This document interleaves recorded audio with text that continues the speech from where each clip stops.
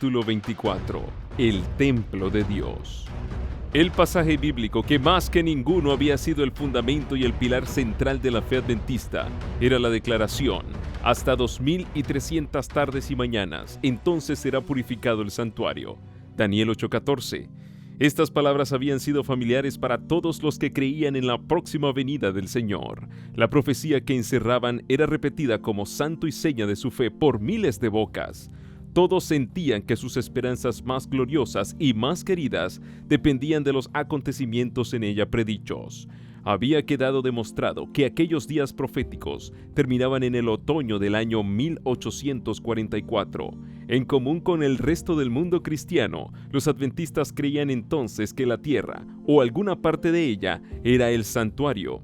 Entendían que la purificación del santuario era la purificación de la tierra por medio del fuego del último y supremo día, y que ello se verificaría en el segundo advenimiento.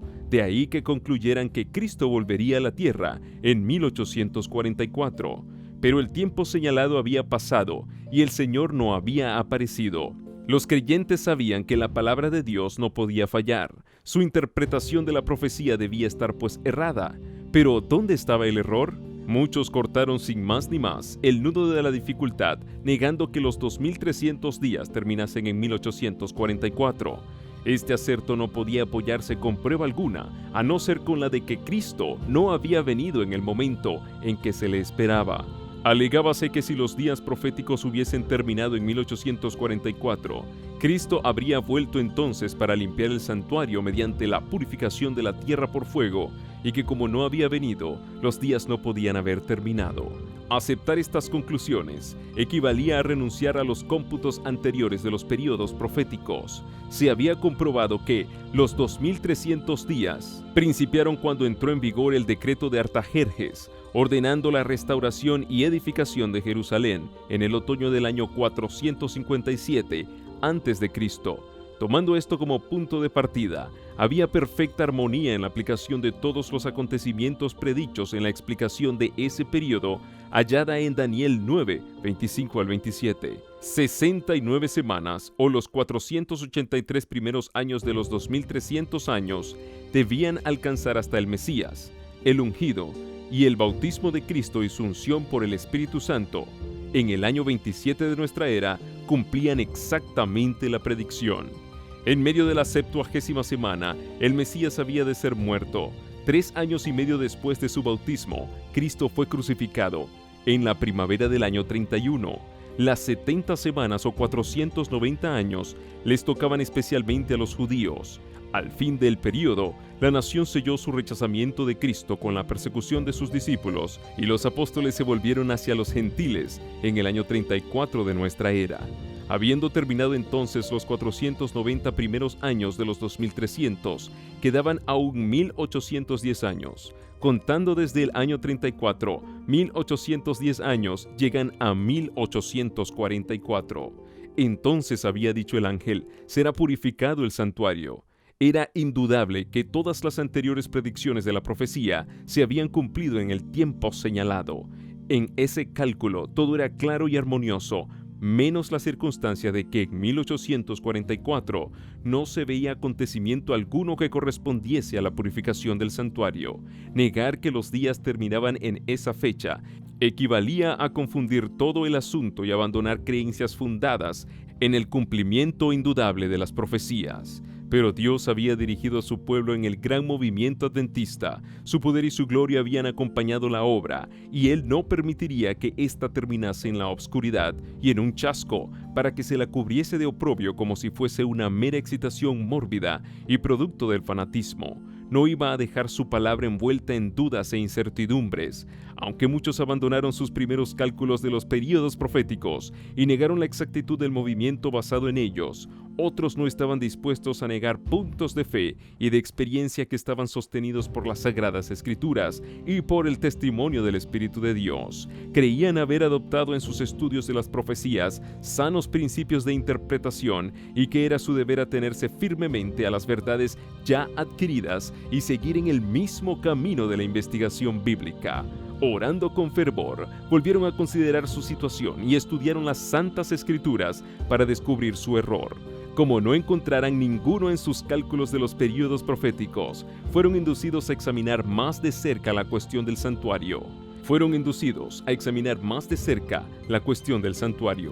En sus investigaciones, vieron que en las Santas Escrituras no hay prueba alguna en apoyo de la creencia general de que la tierra es el santuario, pero encontraron en la Biblia una explicación completa de la cuestión del santuario, su naturaleza, su situación y sus servicios, pues el testimonio de los escritores sagrados era tan claro y tan amplio que despejaba este asunto de toda duda.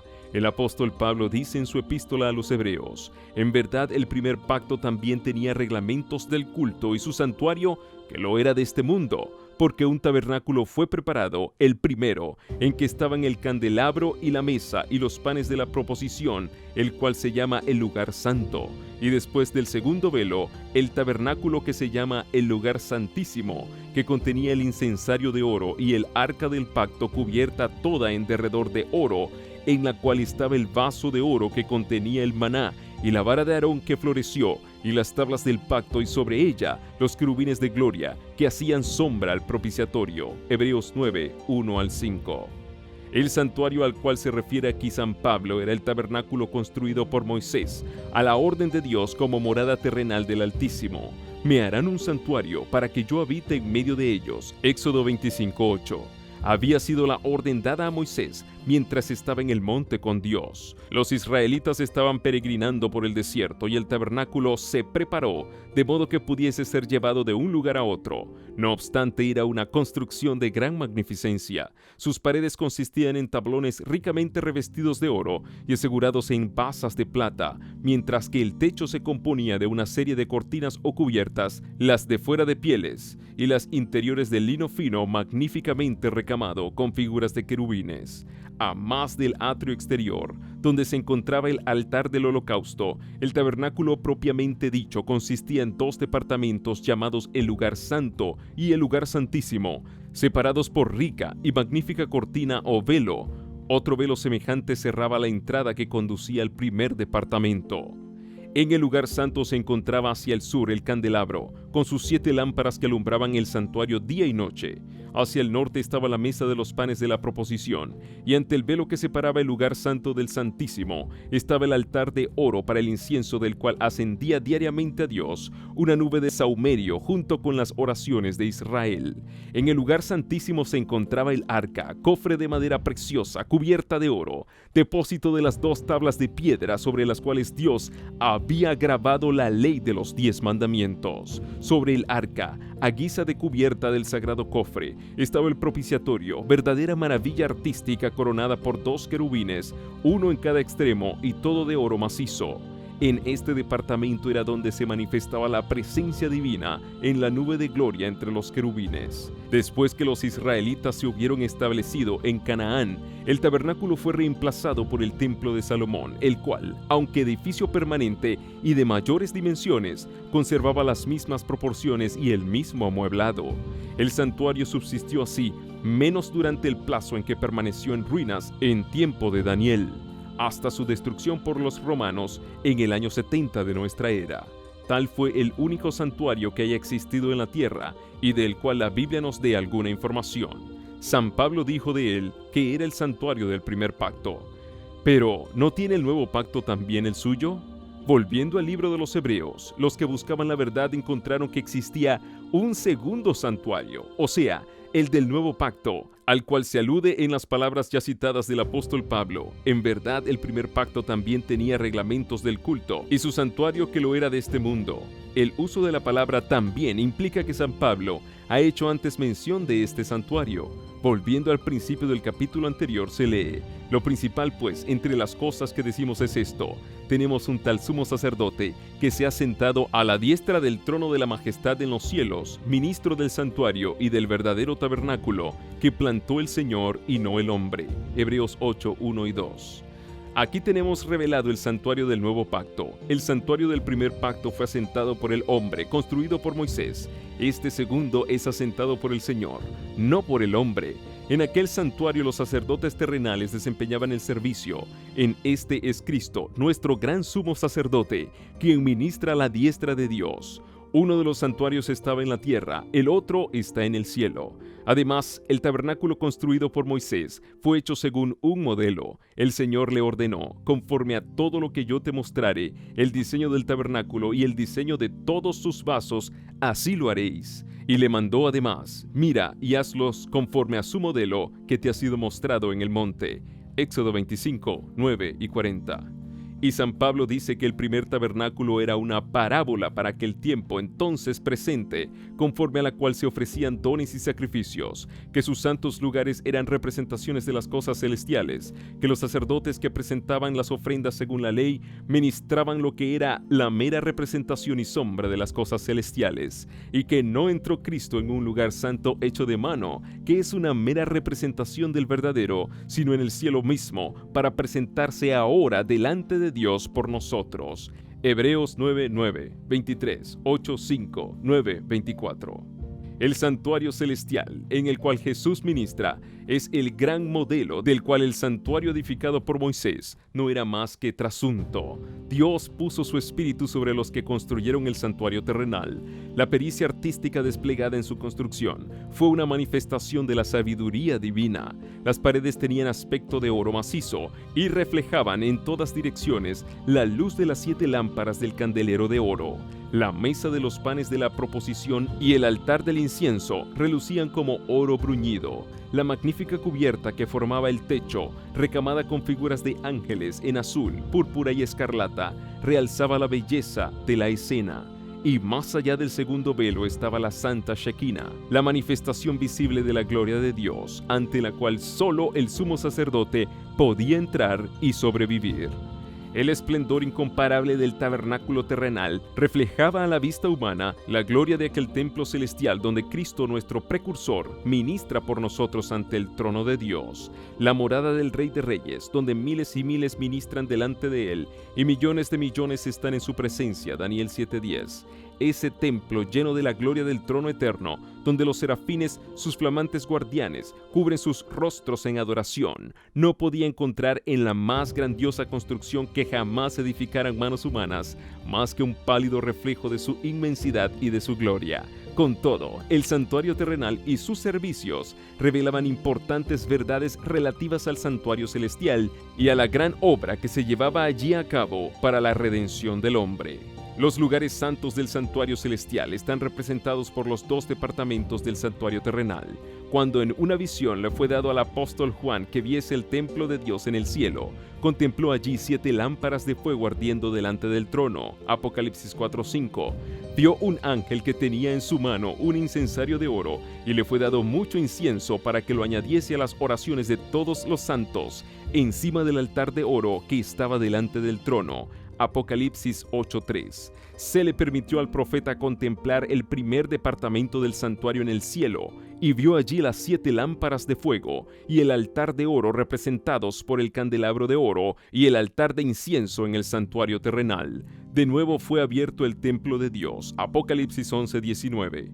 Y miró hacia adentro del velo anterior, el lugar santísimo. Allí vio el arca de su pacto, representada por el cofre sagrado construido por Moisés para guardar la ley de Dios. Así fue como los que estaban estudiando ese asunto encontraron pruebas irrefutables de la existencia de un santuario en el cielo. Moisés hizo el santuario terrenal según un modelo que le fue enseñado. San Pablo declara que ese modelo era el verdadero santuario que está en el cielo, y San Juan afirma que lo vio en el cielo. En el templo celestial, la morada de Dios, su trono está sentado en juicio y en justicia.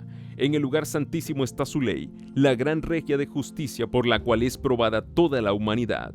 El arca que contiene las tablas de la ley está cubierta con el propiciatorio, ante el cual Cristo ofrece su sangre a favor del pecador. Así se representa la unión de la justicia y de la misericordia en el plan de la redención humana. Solo la sabiduría infinita podía idear semejante unión y solo el poder infinito podía realizarla. Es una unión que llena todo el cielo de admiración y adoración.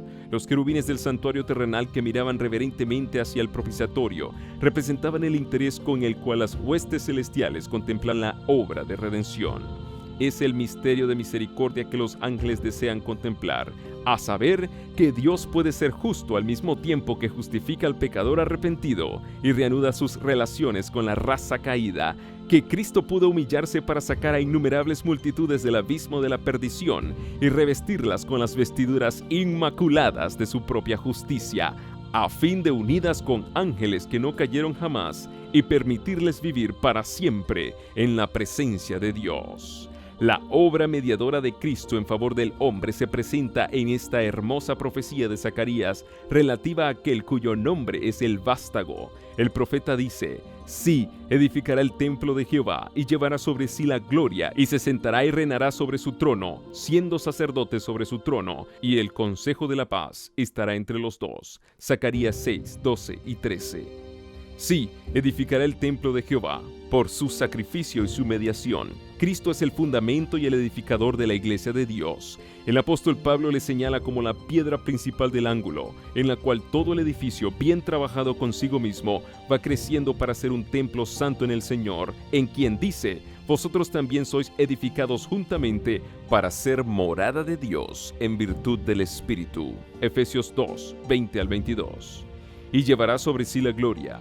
Es a Cristo a quien pertenece la gloria de la redención de la raza caída.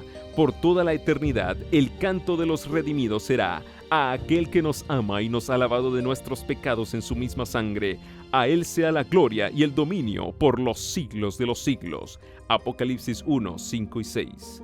Y se sentará y reinará sobre su trono, siendo sacerdote sobre su trono, no todavía sobre el trono de su gloria.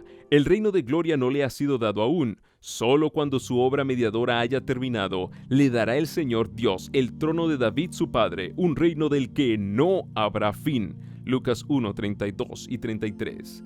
Como sacerdote, Cristo está sentado ahora con el Padre en su trono. Apocalipsis 3, 21. En el trono, en compañía del Dios eterno que existe por sí mismo, está aquel que ha llevado nuestros padecimientos y con nuestros dolores se cargó, quien fue tentado en todo punto, así como nosotros, mas sin pecado, para que pudiese también socorrer a los que son tentados. Si alguno pecare, abogado tenemos para con el Padre, a saber, a Jesucristo el justo. Isaías 53, 4, Hebreos 4, 15, 2, 18, 1 de Juan 2, 1.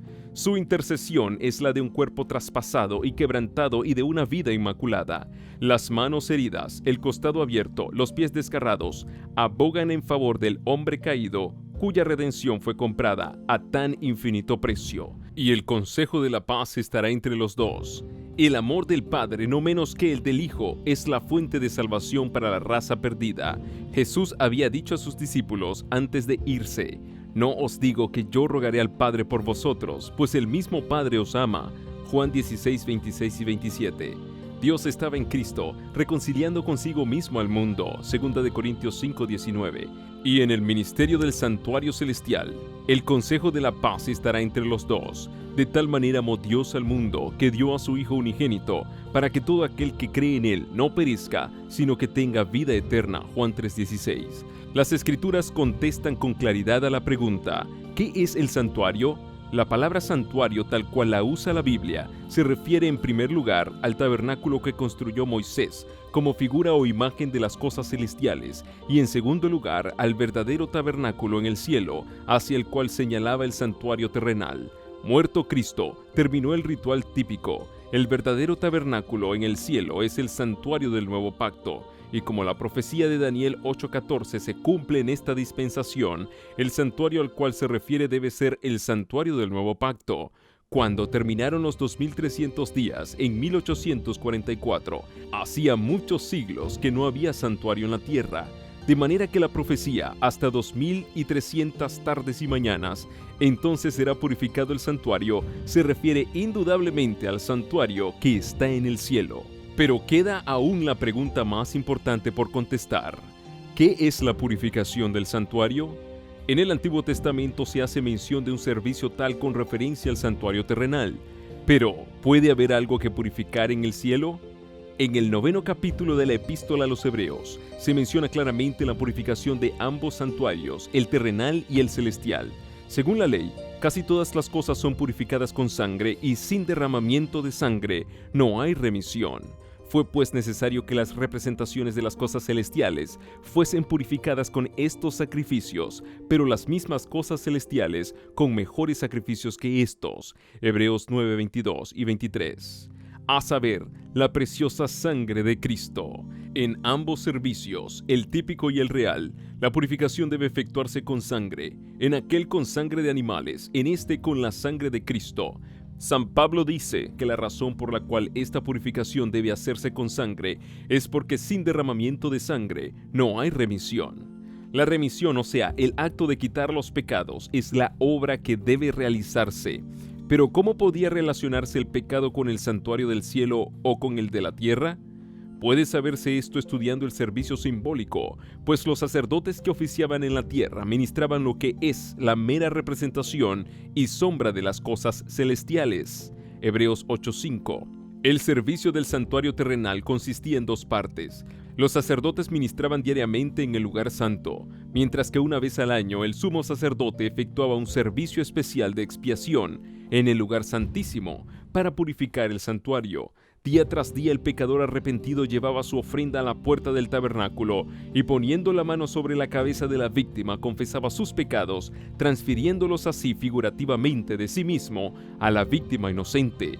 Luego se mataba el animal. Sin derramamiento de sangre, dice el apóstol, no hay remisión de pecados. La vida de la carne en la sangre está. Levítico 17:11. La ley de Dios quebrantada exigía la vida del transgresor.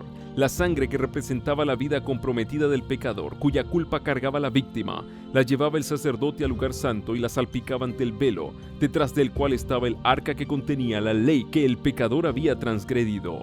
Mediante esta ceremonia, el pecado era transferido figurativamente por intermedio de la sangre al santuario. En ciertos casos, la sangre no era llevada al lugar santo, pero el sacerdote debía entonces comer la carne como Moisés lo había mandado a los hijos de Aarón diciendo: «Dióla él a vosotros para llevar la iniquidad de la congregación». Levítico 10:17. Ambas ceremonias simbolizaban por igual la transferencia del pecado del penitente al santuario. Tal era la obra que se llevaba a cabo día tras día durante todo el año. Los pecados de Israel eran transferidos así al santuario y se hacía necesario un servicio especial para eliminarlos. Dios mandó que se hiciera una expiación por cada uno de los departamentos sagrados. Así hará expiación por el santuario, a causa de las inmundicias de los hijos de Israel y de sus transgresiones, con motivo de todos sus pecados. Y del mismo modo hará con el tabernáculo de reunión, que reside con ellos en medio de sus inmundicias. Debía hacerse también una expiación por el altar. Lo purificará y lo santificará a causa de las inmundicias de los hijos de Israel. Levítico 16, 19. Una vez al año, en el gran día de las expiaciones, el sacerdote entraba en el lugar santísimo para purificar el santuario. El servicio que se realizaba allí completaba la serie anual de los servicios. En el día de las expiaciones, se llevaban 2 machos cabríos a la entrada del tabernáculo y se echaban suertes sobre ellos. La una suerte para Jehová y la otra para Azazel. El macho cabrío sobre el cual caía la suerte para Jehová debía ser inmolado como ofrenda por el pecado del pueblo, y el sacerdote debía llevar velo adentro la sangre de aquel y rociarla sobre el propiciatorio y delante de él.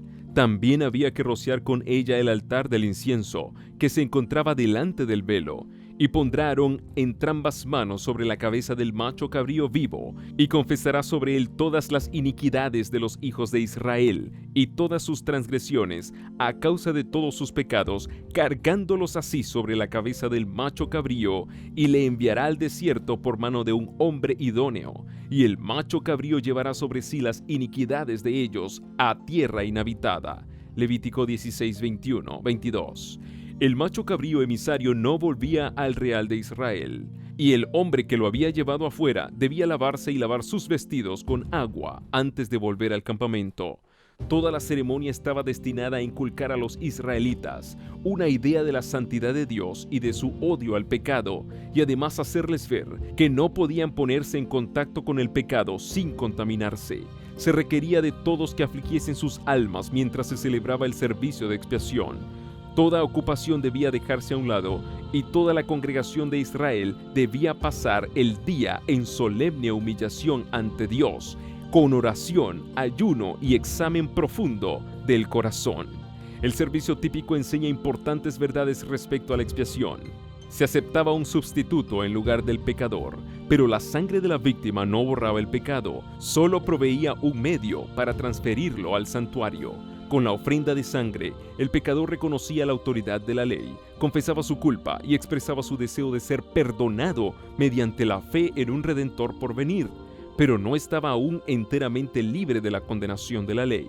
El día de la expiación, el sumo sacerdote, después de haber tomado una víctima ofrecida por la congregación, iba al lugar santísimo con la sangre de dicha víctima y rociaba con ella el propiciatorio encima mismo de la ley para dar satisfacción a sus exigencias. Luego, en calidad de mediador, tomaba los pecados sobre sí y los llevaba fuera del santuario.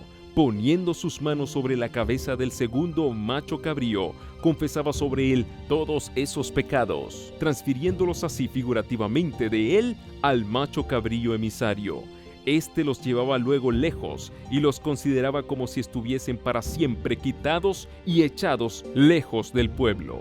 Tal era el servicio, que se efectuaba como mera representación y sombra de las cosas celestiales, y lo que se hacía típicamente en el santuario terrenal se hace en realidad en el santuario celestial. Después de su ascensión, nuestro Salvador empezó a actuar como nuestro sumo sacerdote. San Pablo dice: no entró Cristo en un lugar santo hecho de mano, que es una mera representación del verdadero, sino en el cielo mismo, para presentarse ahora delante de Dios por nosotros. Hebreos 9:24. El servicio del sacerdote durante el año en el primer departamento del santuario, adentro del velo que formaba la entrada y separaba el lugar santo del atrio exterior, representa la obra y el servicio a que dio principio Cristo al ascender al cielo. La obra del sacerdote en el servicio diario consistía en presentar ante Dios la sangre del holocausto, como también el incienso que subía con las oraciones de Israel. Así es como Cristo ofrece su sangre ante el Padre en beneficio de los pecadores, y así es como presenta ante Él, además, junto con el precioso perfume de su propia justicia, las oraciones de los creyentes arrepentidos. Tal era la obra desempeñada en el primer departamento del santuario en el cielo.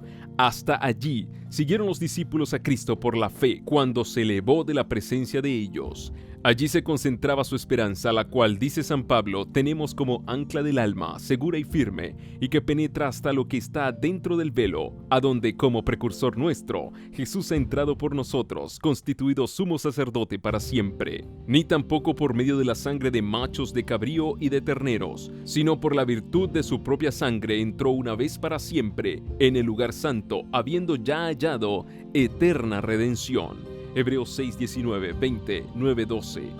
Este ministerio siguió efectuándose durante 18 siglos en el primer departamento del santuario. La sangre de Cristo ofrecida en beneficio de los creyentes arrepentidos les aseguraba perdón y aceptación cerca del Padre, pero no obstante sus pecados permanecían inscritos en los libros de registro. Como en el servicio típico había una obra de expiación al final del año, así también, antes de que la obra de Cristo para la redención de los hombres se complete, queda por hacer una obra de expiación para quitar el pecado del santuario. Este es el servicio que empezó cuando terminaron los 2300 días. Entonces, así como lo había anunciado Daniel el profeta, nuestro sumo sacerdote entró en el lugar santísimo para cumplir la última parte de su solemne obra, la purificación del santuario. Así como en la antigüedad los pecados del pueblo eran puestos por fe sobre la víctima ofrecida, y por la sangre de ésta se transferían figurativamente al santuario terrenal, así también en el nuevo pacto, los pecados de los que se arrepienten son puestos por fe sobre Cristo y transferidos, de hecho, al santuario celestial. Y así como la purificación típica de lo terrenal se efectuaba quitando los pecados con los cuales había sido contaminado, así también la purificación real de lo celestial debe efectuarse quitando o borrando los pecados registrados en el cielo. Pero antes de que esto pueda cumplirse, deben examinarse los registros para determinar quiénes son los que, por su arrepentimiento del pecado y su fe en Cristo, tienen derecho a los beneficios de la expiación cumplida por Él. La purificación del santuario implica, por lo tanto, una obra de investigación, una obra de juicio. Esta obra debe realizarse antes de que venga Cristo para redimir a su pueblo, pues cuando venga, su galardón está con él, para que pueda otorgar la recompensa a cada uno según haya sido su obra. Apocalipsis 22:12. Así que los que andaban en la luz de la palabra profética vieron que en lugar de venir a la tierra al fin de los 2300 días, en 1844, Cristo entró entonces en el lugar santísimo del santuario celestial para cumplir la obra final de la expiación preparatoria para su venida. Se vio además que, mientras que el holocausto señalaba a Cristo como sacrificio y el sumo sacerdote representaba a Cristo como mediador, el macho cabrío simbolizaba a Satanás, autor del pecado, sobre quien serán colocados finalmente los pecados de los verdaderamente arrepentidos. Cuando el sumo sacerdote, en virtud de la sangre del holocausto, quitaba los pecados del santuario, los ponía sobre la cabeza del macho cabrío para Azazel. Cuando Cristo, en virtud de su propia sangre, quite del santuario celestial los pecados de su pueblo, al fin de su ministerio, los pondrá sobre Satanás, el cual en la consumación del juicio debe cargar con la pena final. El macho cabrío era enviado lejos a un lugar desierto para no volver jamás a la congregación de Israel. Así también Satanás será desterrado para siempre de la presencia de Dios y de su pueblo, y será aniquilado en la destrucción final del pecado y de los pecadores.